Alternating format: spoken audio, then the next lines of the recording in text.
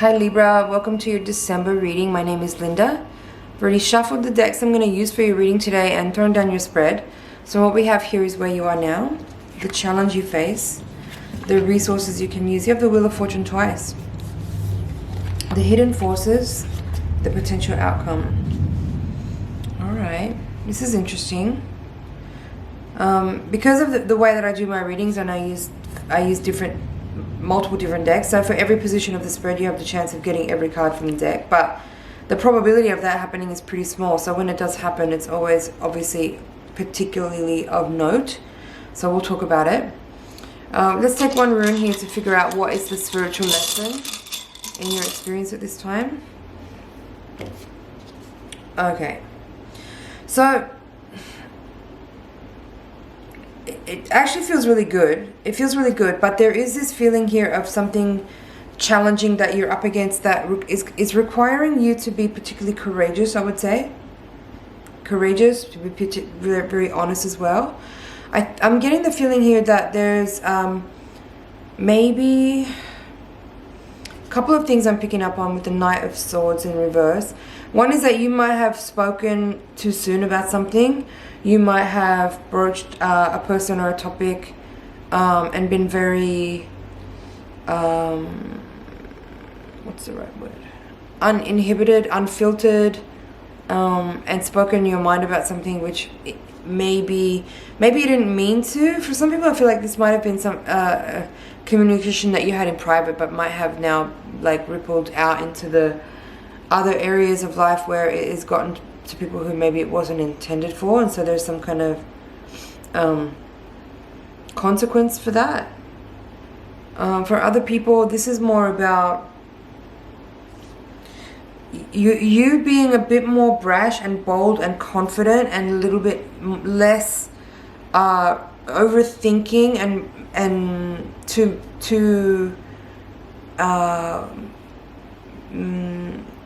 what's the right word? Scripted, almost. Like there's this feeling here of you need to be much more brash and impulsive, not in a detrimental way, of course, but I'm talking about like in creative endeavors, or in like whatever pursuits that you have in mind right now that are interesting for you. It's like if you're too calculated or too overthinking of it, you might be impeding your own potential for success. There's this feeling here with the Wheel of Fortune and the Fool card, that, and even with this Knight of Swords in reverse, that you need to be more impulsive, more intuitive, and just go for it, and don't hold back. Don't be too calculated or calculating in the way that you're approaching whatever it is that you're dealing with at the moment.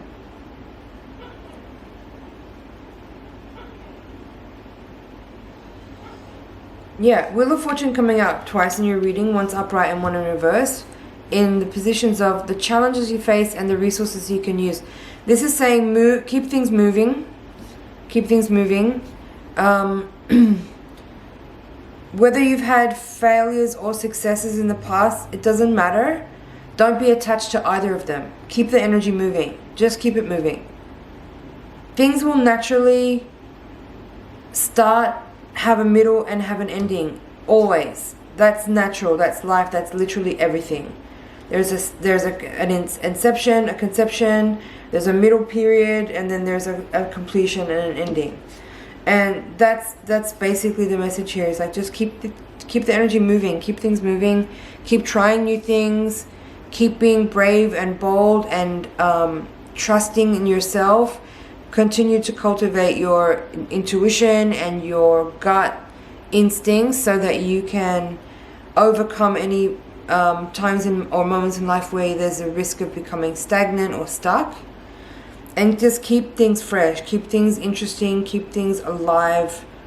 Don't let things get stuck and stagnant. Some things will naturally end, and it's okay. It's totally okay. It's normal. You need to just acknowledge that that's finished and move on. I'm going to take a look here at this rune and see if there's anything here that will help tie all this reading together. Now this rune is called Rado, and in your reading it's coming out in reverse. This is how the upright position would look. So what it's saying here is, in the reverse, yeah, crisis, rigidity, stasis, injustice, irrationality, disruption, dislocation, demotion, delusion, and possibly a death. So kind of what I've been tapping into there. Like there was this feeling of a little bit of stagnation or rigidity there, and like it's like you there, it said it perfectly there. Disruption, dislocation. I feel like you need to disrupt your own stagnancy, or if you're feeling stuck right now, it's up to you to disrupt that, or to overcome that, or to break through and break free of any kind of restrictions or limitations that you may feel have been imposed on you externally. It's about understanding that it's up to you to create any movement and change. There is no one else who's responsible. There is no blame. There is no like person to try to allocate responsibility to. It's all in your hands. It's all up to you. And if you need to make changes, take them. If you need to move on from some kind of situation which feels like it may have run its course, then trust yourself to understand that you know that and you understand the timing of things. It's also what the Wheel of Fortunes are about. Timing, right? You need to trust yourself to understand that you are actually in the right timing with yourself and with the universe, and that when you feel that and you know that and it's time to make a change, that you activate that impulsive, intuitive, trusting, self-trusting energy and make those movements forward, make those leaps, move ahead, and things will fall into the correct place. This Seven of Crystals card in the outcome position, I'm seeing this as a very, it's different. It's a different interpretation, the Seven of Swords in this deck than it is in other decks. I feel like the message here is about stagnancy. Overcoming stagnancy and making a move, shifting out of a position that you've been in for maybe a little bit too long.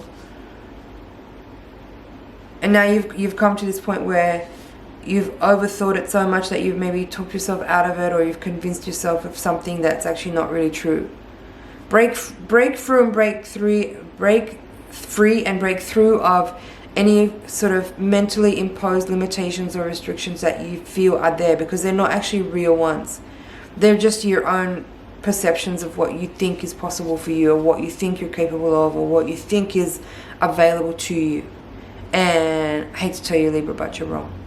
So make a breakthrough here. It's up to you to make a breakthrough. It's up to you to spin the wheel of time and to find yourself in a new position that you want to be in.